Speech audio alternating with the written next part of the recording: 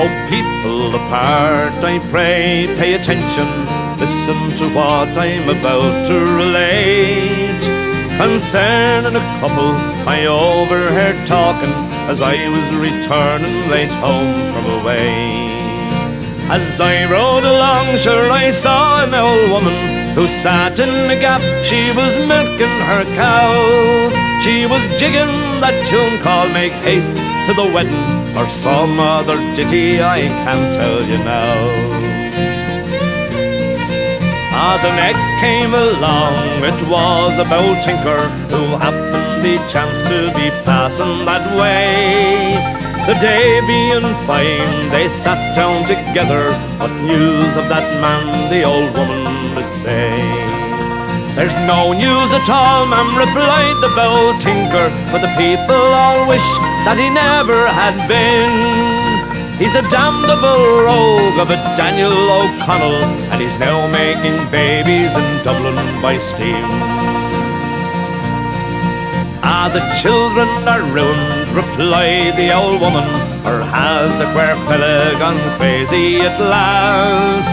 Or is it the sign of a war or rebellion, or what is the reason he wants them so fast? It's not that at all, ma'am, replied the bold Tinker. The children of Ireland, they're getting too small.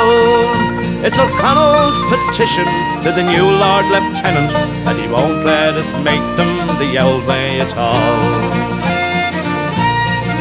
By this pipe in me mouth, replied the old woman, and that's a strong oath on me soul for to say.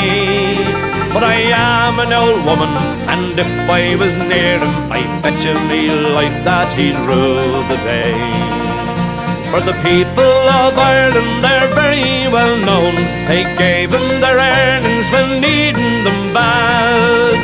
And now that he is recompensing them for it by taking the only diversion they have.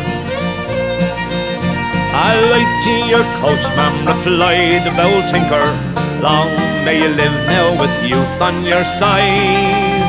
If all the young girls in Ireland were like you, O'Connell could throw his steam engine aside.